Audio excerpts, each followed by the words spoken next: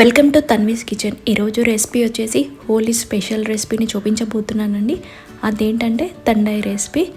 ఈ రెసిపీని చేయడం చాలా ఈజీ అండి, అంతేకాదు మనకు ఎంతో ఎనర్జీని కూడా ఇస్తుందండి.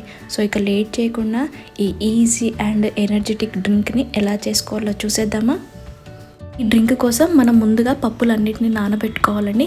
అందుకోసం ఒక బౌల్ తీసుకొని అందులో 1 టేబుల్ స్పూన్ బాదం పప్పును వేసుకోవాలి, 1 టేబుల్ స్పూన్ జీడిపప్పు, 1 టేబుల్ స్పూన్ పిస్తా పప్పుని, 1 టేబుల్ స్పూన్ మెలన్ సీడ్స్ని, 1 టీ స్పూన్ గసగసాలను, 1 టీ స్పూన్ సోంపుని, అలాగే 7-8 దాకా మిరియాలను వేసుకోవాలండి. ఇప్పుడు ఈ డ్రింక్లో ఫ్లేవర్ కోసం 2 ఇలాచీలను కూడా వేసుకొని వాటర్ వేసుకొని ఈ పప్పులన్నిటిని ఒక 4 అవర్స్ అయినా నానబెట్టుకోవాలండి. మీ దగ్గర గులాబీ రేకులు ఉంటే ఈ టైంలో కొద్దిగా గులాబీ రేకులను కూడా వేసి వీటన్నిటిని నానబెట్టుకోండి. నేను ఇక్కడ మార్నింగ్ నానబెట్టానండి, సో ఈవినింగ్ ఈ డ్రింక్ చేయబోతున్నాను. ఇప్పుడు మూత తీసి చూద్దామండి. చూడండి, మనకు ఈ పప్పులన్నీ చక్కగా నానిపోయాయి కదా. ఇలా నానిన పప్పుల్ని ఇప్పుడు మిక్సీ పట్టుకొని పేస్ట్లా చేసుకోవాలండి. అందుకోసం ఒక మిక్సీ జార్ తీసుకొని ఈ నానబెట్టుకున్న పప్పులన్నిటిని మిక్సీలో వేసుకొని మెత్తని పేస్ట్గా అయ్యేటట్టు వీటిని మిక్సీ పట్టుకోవాలండి.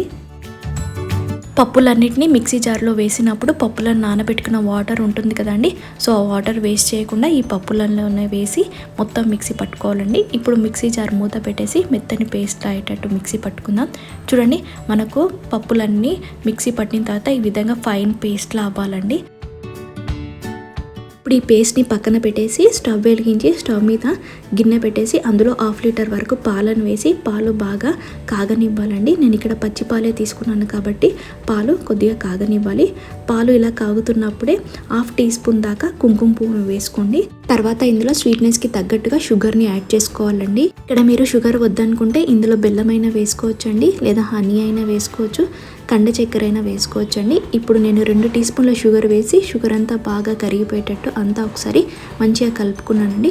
షుగర్ అంతా బాగా కరిగిపోయిన తర్వాత మనం ముందుగా మిక్సీ పట్టి పెట్టుకున్న పేస్ట్ని మరుగుతున్న పాలల్లో వేసుకున్నానండి.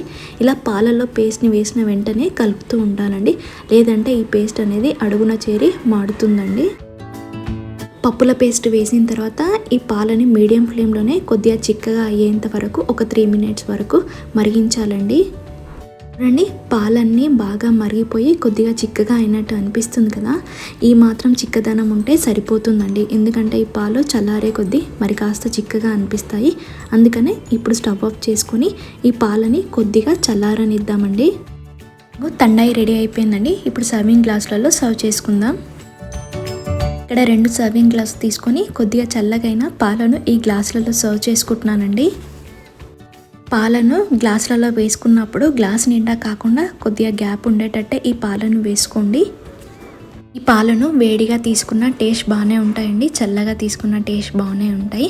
సో సమ్మర్ వచ్చేసింది కదా, సో చల్లగా అయితేనే టేస్ట్ బాగుంటుందని నేను ఇందులో ఐస్ క్యూబ్స్ వేసుకుంటున్నానండి. ఇలా ఐస్ క్యూబ్స్ వేసుకున్న తర్వాత పైనుంచి తురిమిన బాదం పప్పుని, అలాగే తురిమిన జీడిపప్పు, అలాగే పిస్తా పప్పులతో గార్నిషింగ్ చేసుకుంటున్నానండి. చివరగా కాస్త కుంకుమ పువ్వు రేకులను కూడా వేసి వీటిని ఫైనల్ గార్నిషింగ్ చేశానండి. చూసారు కదా, ఈ తండాయి రెసిపీని చేయటం ఎంత ఈజీయో, టేస్ట్ కూడా మైల్డ్ స్వీట్నెస్తో ఘాటుగా చాలా బాగుంటుందండి. సో డెఫినెట్గా ఈ హోలీకి మీరు ఒకసారి ట్రై చేసి చూడండి.